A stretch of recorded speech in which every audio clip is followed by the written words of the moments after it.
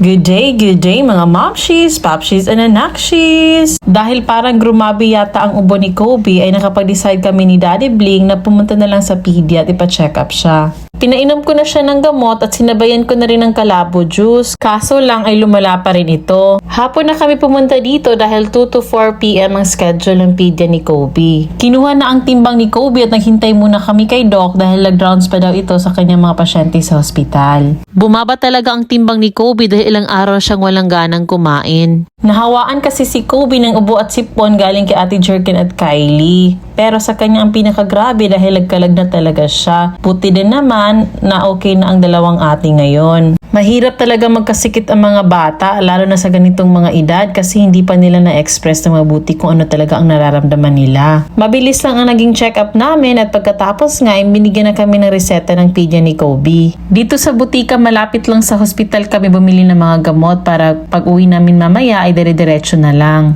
Sa Doctor's Choice Pharmacy kami bumili ng mga gamot ni Kobe. At buti na lang ay kompleto lang sila sa lahat ng binigay na reseta ni Doc. Sa tuwing pumupunta kami dito sa Cebu Doc ay bumibili talaga kami ng pizza dito kay Ate Merly. Katabi lang din ito ng Doctor's Choice Pharmacy. Paborito talaga namin tong lahat. Kami lang ba o marami din tayong paborito itong Yummy Yummy's Pizza? Sa tuwing bumibili ako nito ay laging naalala ko ang aking kabataan. Dati-rati super saya na namin pag nabibilhan kami ng ganito ng aking mama at papa. Hindi yun na itatanong, hindi naman tayo galing sa mayamang pamilya. Kaya dati pag nagpapasalubong ang mama at papa ko ng ganito ay nasa heaven na talaga ang feeling naming magkakapatid sa tuwa. Iba talaga ang dating ng pizza na ito kahit napakasimple lang naman ang kanyang mga ingredients. Pagkatapos nga namin bumili ng pizza ay dumiretso na kami dito sa parking area ng Cebu Doctors. Uuwi na kami dahil iniwalan namin ang dalawang ate kay Mama Nen. Hindi na namin sila dinala para makapagpahinga sila. Timing kasi walang pasok ngayon dahil holiday. Hindi na lang din namin sila dinala dahil maupay pagkaayo nila sa ilahang ubo og sipon. Kanina pala sa pagpunta namin dito sa hospital ay sa CCLEX kami dumaan. Laking tulong talaga ang CCLEX dahil hindi na kami na-trap sa traffic. Kahit kasi holiday dito sa amin ay super traffic pa rin ang mga daanan. Finidyuhan ko pala itong cube ng SM Seaside City Cebu. Kasi kahit ilang beses na akong napadaan dito ay ngayon lang kami nagkaroon ng close encounter. Charis! Pag uwi namin ay dito na rin kami dumaan sa CCLEX ulit. Pumila muna kami para sa toll fare. 90 pesos pala ang bayad para sa mga class 1 vehicle lang katulad sa amin. Bago kami umuwi sa bahay, dumaan kami muna dito sa Mangolicious. Located lang ito sa loob ng aming subdivision. Bumili ako nitong mango graham tsaka plain mango shake. Pwede din kayo magpa-deliver nito via Food Panda and Grab Delivery. Pagkarinig ni Kylie sa busina ng aming sasakyan ay tuwang-tuwa ito at ito nga, lumabas siya ng bahay at hinintay kami sa may gate. At dali-dali siyang pumasok na makita niya na may mga dala kami mga pagkain. Pati nga si Jerkin ay napalundag na rin sa tuwa. Paborito talaga nila itong lahat. Tsaka sabay hug and thank you sa kanyang daddy dahil sa mga pasalubong.